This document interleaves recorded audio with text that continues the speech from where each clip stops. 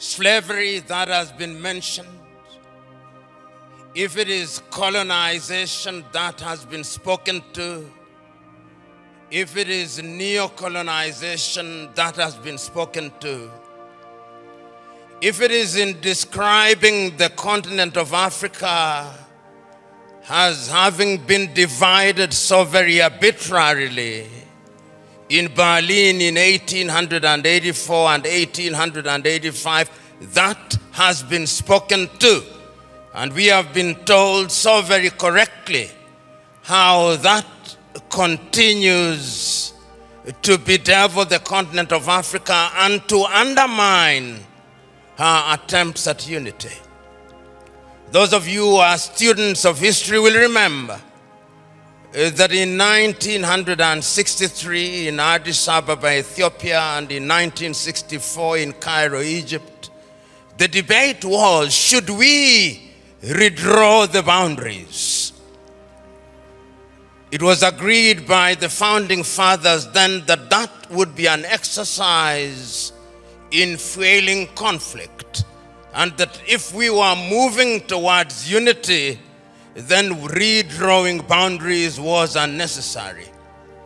The OAU was, of course, founded in 1963, a weak organization which, as it were, introduced the concept of inviolability of boundaries and placed emphasis on sovereignty.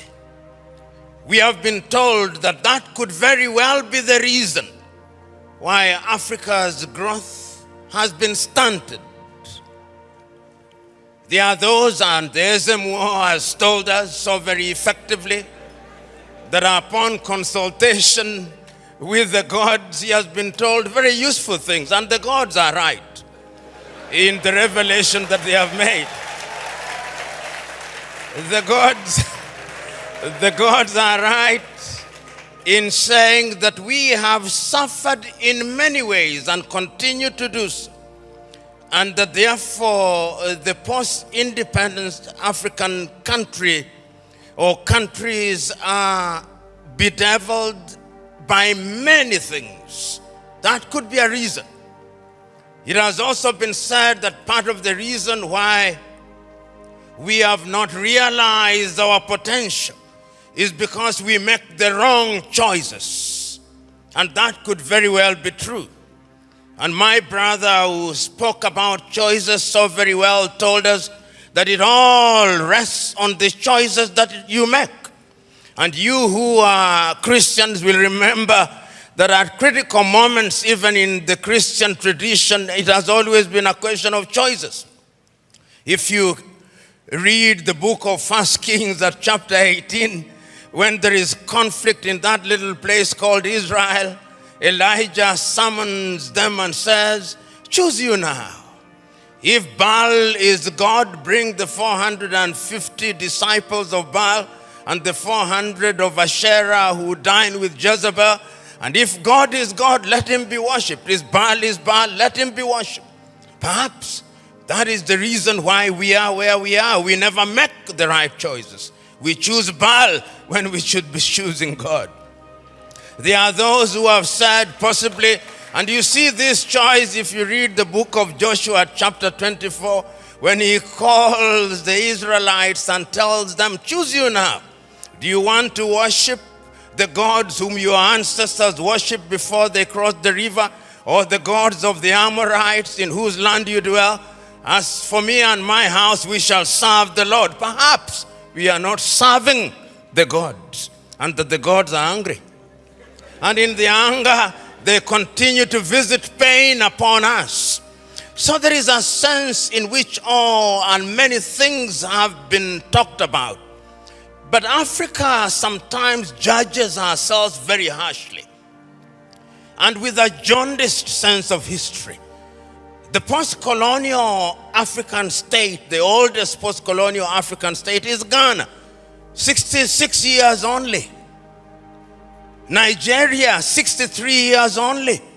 And we often forget these very important and immortal words of John Henry Clark, when he said that all African countries, upon regaining independence, started to conduct their affairs on the basis of systems of governments that were borrowed from Europe, and that none of them will ever succeed on the basis of borrowed systems. And as if he were a Jewish prophet, he is being proven right on a daily basis. Because whenever we in the African countries think that we have identified the problem and that we have identified the antidote, when we apply the antidote, new wounds appear. That has been the state of Africa, and that continues to be our state.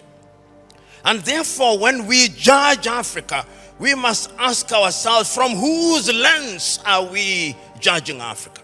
When in 1965, the Osagyefo Kwame Nkrumah wrote the book Neocolonialism, the Last Stage of Imperialism, and the Most Dangerous, he was right, and he was overthrown for it, because the colonizer left but never left.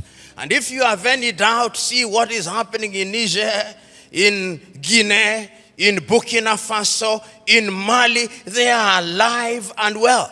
And Africa remains the only continent in the world that is still referred to as Francophone, Anglophone, Lusophone, and now we are beginning to even call it Russophone and Sinophone and Indophone. There is a sense in which we must never forget this, so that when we are judging Africa, we ought to judge her on the basis and upon the realization that the headwinds that stand on our path are numerous, and that there is no shortage of fifth columnists within our ranks. The SMO spoke, and if the SMO were to speak a little longer, he would have reminded you of what Chinua Achebe said in Things Fall Apart, that they came and put the things that held us together, and we can no longer reason as one. And he said, we may have sent the white man away, but what about our brothers whose minds they have infected and infested? And there is no shortage of them. So Africa can and will arise. And if you look at the continent of Africa, she has always been conscious of the need to do right things. And if you look at the continent since 1963, and I can remember this so very vividly, I can remember Kwame Nkrumah in 1957 on the 6th of March saying, the freedom of Ghana means nothing if the rest of Africa is not free. He says the same thing in 1958. He repeats the same thing in 1960 in Casablanca, Morocco. He repeats it again on 25th of May, 1963 in Addis Ababa, Ethiopia, where he tells the 32 heads of states gathered there, we must live here with one army. We must live here with one currency. We must live here with one foreign policy coordinated. And I even suggest that we can have a capital, and I suggest Bangui in Central African Republic because it is the most central. But we listen to him not. After that, of course, we have had our gains. Under the aegis of the OAU, Africa was able to eliminate apartheid South Africa. Under the aegis of the OAU, Africa was able to chase away the Portuguese in Cabo Verde, in Angola, in Mozambique, in Guinea-Bissau. Under the aegis of the OAU, Africa was able to chase away the apartheid regime in what is now Namibia and the Ian Smith regime in what is now Zimbabwe. Let us not judge ourselves too harshly. We have made our mistakes, but sometimes it is proper, as my sister said, that we see half full glass rather than half empty. We must not debilitate ourselves by constantly bashing ourselves and looking at Africa from jaundiced eyes from Europe and America. And I'm suggesting to you, we have and will continue to make our mistakes. Look at Africa and the decision that she has made for herself over the years. As early as 1980, Africans sitting here in Lagos, Nigeria, came up with the Lagos Plan of Action. And the Lagos Plan of Action told Africa, in order for Africa to realize our potential, we must trade amongst ourselves. But the neocolonizer was not resting. A little earlier, 5 years earlier, the neocolonizers had sat down in Lomé in Togo, not too far from here, and came up with an agreement of African and European and Pacific countries. And when that did not work, they sat again in Cotonou here in Benin and came up with the Cotonou Agreement. They are never resting. We must never forget that. The neocolonialists are alive and well, and is always trying to frustrate what we do, because Africa is their hunting ground. And we did not stop there. When we are doing things, you tell me what Africa has not tried to do. In terms of the airspace, we agreed in Yamoussoukro, in La Côte d'Ivoire, that we will open our airspaces in 1988. We sat in Abuja here in Nigeria in 2001 and said we were going to spend not less than 15% of our budget in the health sector. We sat in Malabo, Equatorial Guinea in 2014 and said we were going to focus on agriculture. We sat down in Maputo in 2013 and said we were going to ensure that our women were mainstreamed in the activities of Africa.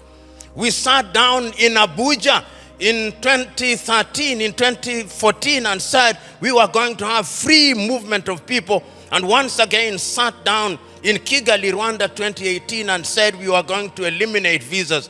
We sat down in Abuja and said that we were going to silence the guns in 2013. We did not. And we sat down in 2020 and said we were going to silence them. And now the guns are alive and well. And who are supplying us with the weapons? It is not us. It is others. Should we blame them? Yes, we should. Should we blame ourselves? Yes, we should.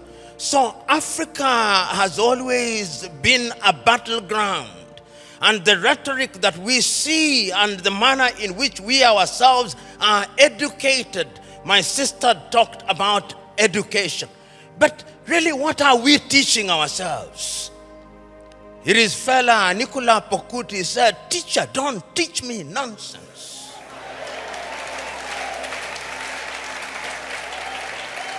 And I'm suggesting to us that most of us, including most of us who are here, we are so very thoroughly miseducated that what we must do is to unlearn the burden that we have in our mind. Those of us who are lawyers, when do we feel happiest? When we cite an English authority to determine a land case in Abeokuta. When we talk about the reasonable man, we don't talk about the reasonable man in a keke, in a papa. We talk about the reasonable man being the man in the Clapham omnibus in London, England. That is how miseducated we are. And until we are re-educated, we who are present here are part of the danger to Africa. Because even in our unguarded moments, I went several years ago to the university at Harvard and talking to students, and one of them said that Harvard was the best school in law, in teaching of law. I said, whose law? Nigerian law? Ugandan law? Zimbabwean law? They can only be best in teaching their law, not ours. And I've seen we who are in this space of education, somebody spends 6 years at Unilag, and when they go to Harvard or Stanford for 3 weeks for a short course where they spend most of the time taking tea, he comes back and says, an alumni of Harvard.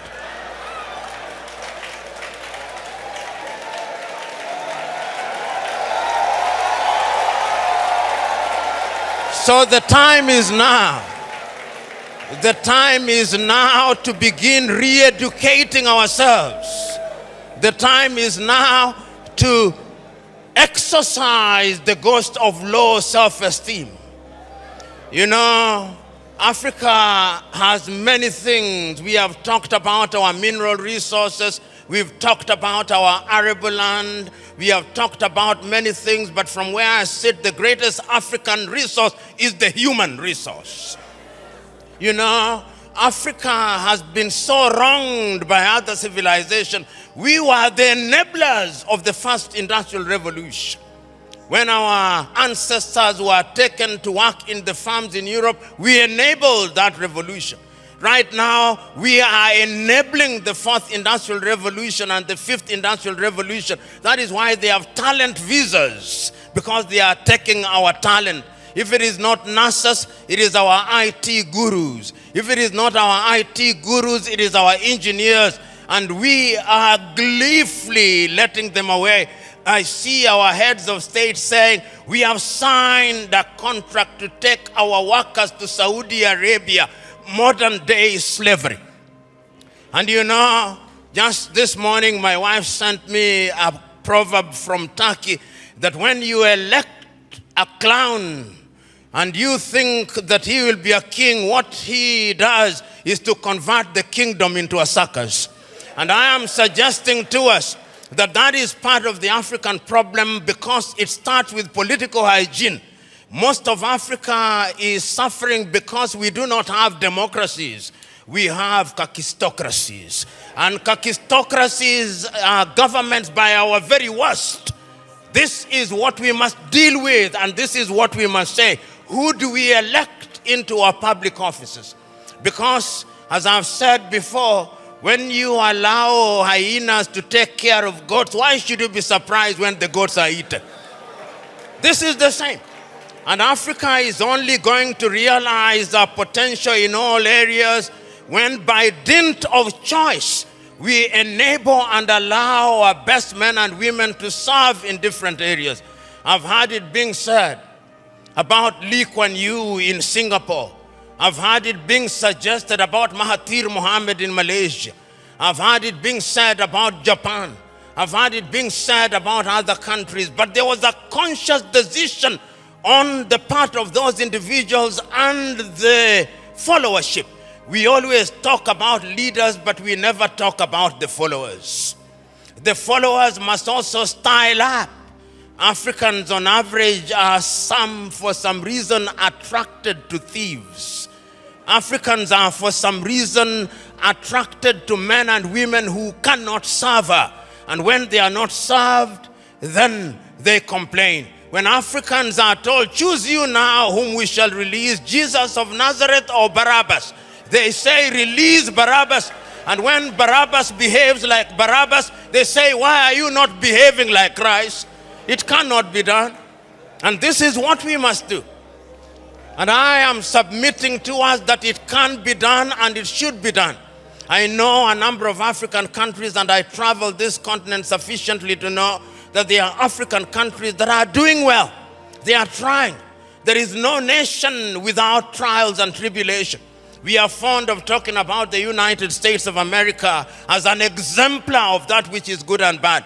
When they said in 1776 that they held certain truths to be self-evident, that all men were born equal, that they were endowed by their Creator with certain unalienable right, that among those who are life, liberty, and the pursuit of happiness, were blacks included? No, they were not. Did they not fight a civil war? Yes, they did. Are they not frustrating people until 1963? Did George Floyd, was he not killed only recently? There is not a single nation without trials and tribulation.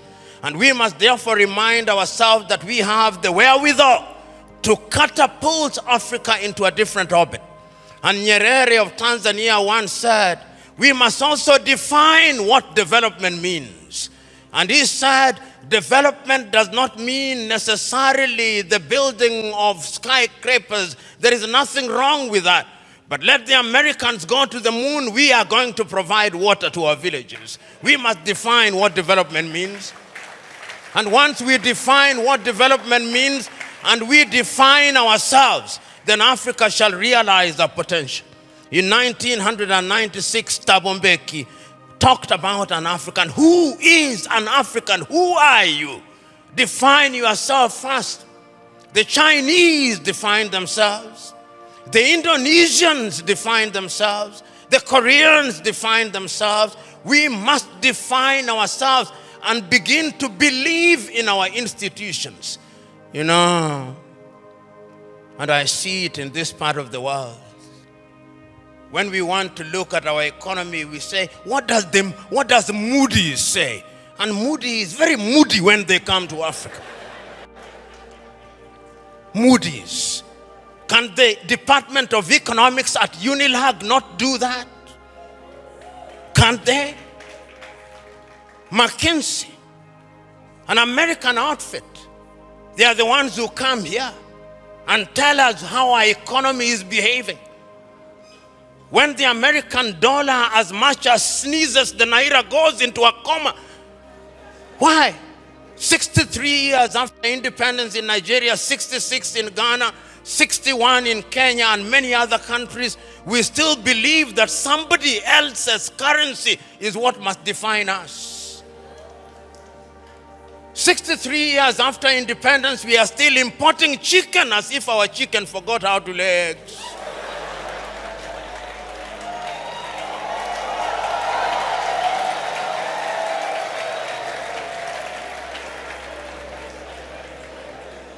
The time is now for Africa to ask fundamental questions.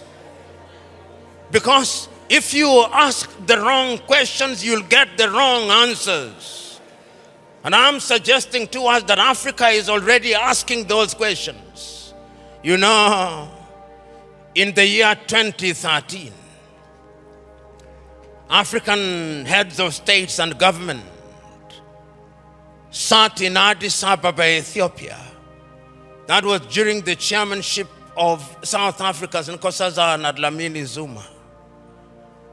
And they decided that we can no longer continue to live in this muck and mire. Africa must know progress. And they came up with Africa Agenda 2063. My sister spoke to it so very ably and eloquently and passionately. What we don't say is that during that week, Nkosazana and Dlamini Zuma wrote an apology letter to Kwame Nkrumah, telling Kwame, we apologize. What we are doing now, you saw in 1963. A house divided against itself cannot stand. Now we are living through Africa Agenda 2063. We are living through the Sustainable Development Goals. And I'm not a Jewish prophet nor related to one. But I can confirm to you, we will not fulfill any one of them. You cannot, in the nature of things, engage the reverse gear and then think you'll reach your destination. You cannot. And that is what most African countries have done. So the time is now, as the cliche goes, when you are in a hole, you stop digging. And Africa must stop digging. And if we stop digging and we look at what we have, Africa Continental Free Trade Area says that we are going to trade amongst ourselves in the world. Africa trades ourselves at best at 20%. Europe at about 70%, North America possibly 65%, Asia now going to 60%, Latin America going to 55%, Africa 20%. What must we do? We must stop certain things that stand in our way. Conflict. Look at Africa as I speak to you. Look at Sudan. For the last 2 months, there is no economic activity in Sudan. They are destroying what they once built. Even if you wanted to trade, who do you trade with? Generating as at now 2.5 million refugees. I do not hear the voices of African leaders, no. Their silence is eloquent. And when they speak mutedly in sanitized languages, and people are dying. Children who ought to be vaccinated in Sudan are not getting vaccinated. Here in your neighborhood in Cameroon, children have not gone to school for the last many years. Conflict. In northern Mali, the country is divided de facto into two. In the Democratic Republic of Congo, 120 armed groups. Yet it is the busiest airspace in the continent of Africa. Minerals are being taken away to Europe and America. Central African Republic, the same. Libya, the same.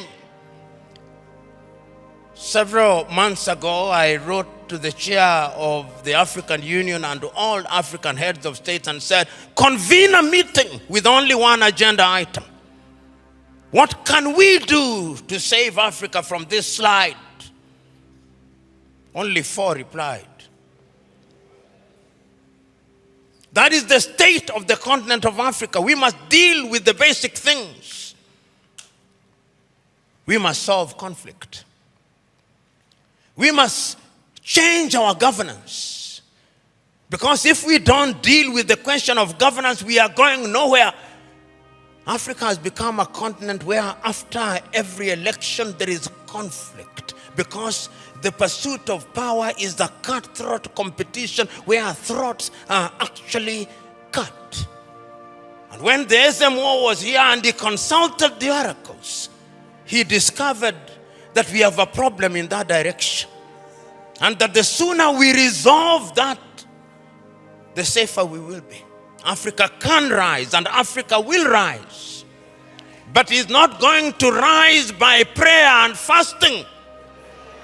We must pray and fast, but it will not happen. Because the last time I checked, even those of you are believers, when Abraham was taken from Ur of the Chaldeans and given Canaan, it was not on a silver platter. He had to fight the Canaanites. He had to fight the Philistines. That is the nature of divine instruction. Go ye and subdue the world by the sweat of thy brow.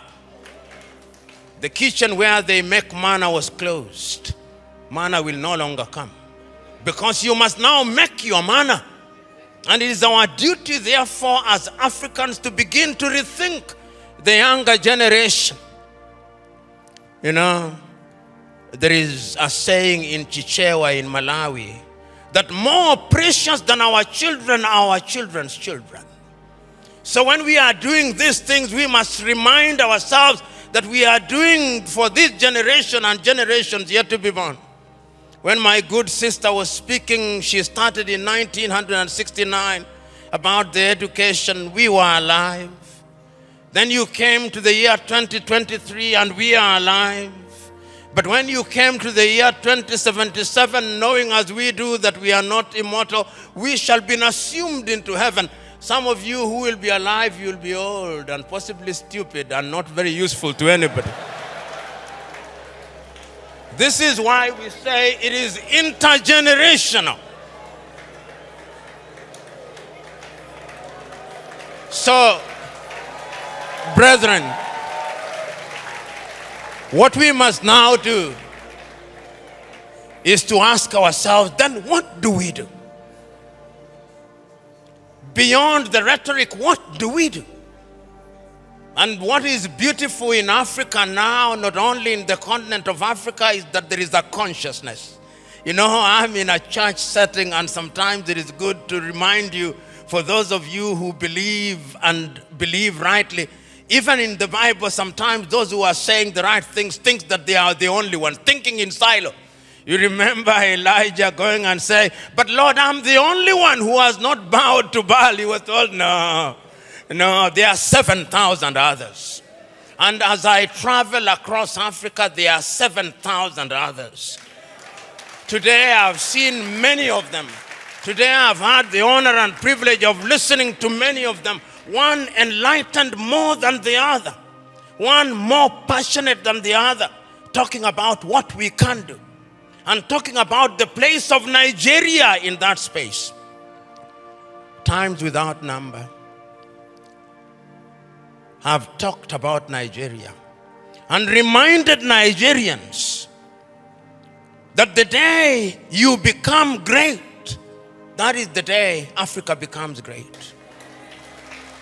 When I hear in Nigeria, economists and politicians telling me that the GDP of Nigeria is 500 billion United States dollars and that therefore it is the biggest economy in the world, I am reminded of the words of Yoweri Kaguta Museveni, my friend, when he says, in a debate between dwarfs, what is the value of one dwarf saying, I'm taller than the other dwarfs?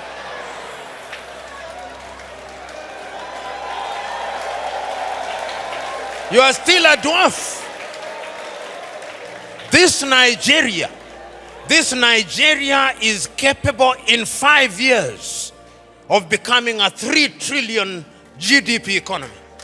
The fundamentals are there. Talk of human resource. And I think it is, my sister, you go to anywhere in the world. Tell me, engineering, artificial intelligence, space, Nigerians. The saying goes, if you go to any part of the world and you do not find a Nigerian, run away from there. Because there is nothing to be done there. It is these Nigerians who will move the country. I keep on reminding my Nigerian friends, you say you are 220 million. No, you are not. I suspect you are 300 million. And if my suspicion is correct, you owe this region and this continent the talent. You know, when people talk about instability in Nigeria, I ask them, can you handle refugees from Nigeria? Can you? You cannot. They'll overwhelm the entire West Africa. So it is in Africans' genuine desire that Nigeria remains great and becomes great. All the ingredients are there. Writing in 1983, Chinua Achebe, in his book, The Trouble with Nigeria, said that it is simply and squarely a problem of leadership. That is an African problem, and I also want to say it is also a problem of followership.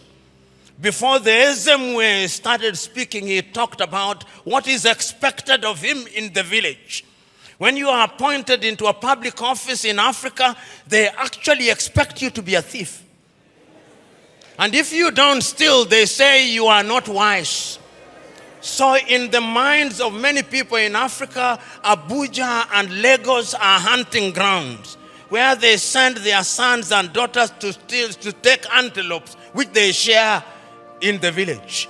That thinking must change, because service for humanity is what we must look at.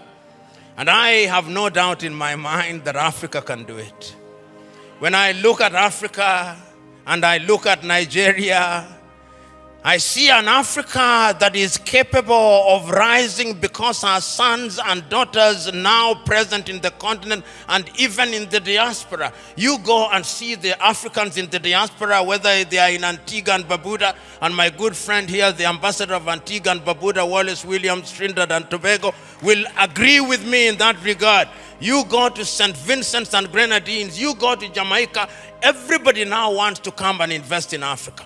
But we must make the circumstances right. So we must improve our politics. We must make our laws enabling. We must improve our agriculture. We must improve our health. We must improve our education system. We must improve the quality of the environment so that we stop our young men and women dying in the Mediterranean Sea, dying off the coast of Dhaka, going into modern day slavery in Saudi Arabia, in that part of the world. It can be done.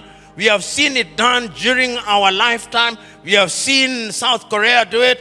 We have seen China do it. We are seeing India do it. We can see Indonesia doing it. We have seen Vietnam after the war doing it. And within the continent of Africa, there are other examples. We have seen Rwanda rise like a phoenix during our lifetime. We have seen Botswana do it. We have seen Cabo Verde do it. We have seen Mauritius doing it. It can be done. And if we agree that it can be done, what we must now do is to take a solemn vow. And that solemn vow must come from these words spoken by Julius Kambarage Nyerere on the 6th day of March 1997 in Accra, Ghana, when he was called upon to be the guest on the 40th anniversary of Ghana's independence. This is what he said, and I say this, then I shut up and sit down. Mwalimu said, When Kwame Nkrumah told us in 1963 that we ought to unite, we agreed with him. And we did not for one moment believe that unity in and of itself will solve our problems. What we believe that unity will make our voices as Africans to be respected. Because the rest of the world is not bothered about our Ghanaianness or our Tanzanianness. He did not say this, but I'm adding, but our Nigerianness or Ugandanness. The rest of the world only knows about Africa. The time is now. Our generation fought the colonialists and brought what we thought was independence, but they gave us the crown without the jewels. But of all the sins that we have committed, there is a single sin that we must never commit. The sin of giving up, the sin of despair. And each one of us must remember that we have a role to play. We have a role to play because if the ocean is to exist, the droplets must be good. If the forest is to exist, the trees must be good. Play your part and let the results be the testimony of your efforts. God bless you.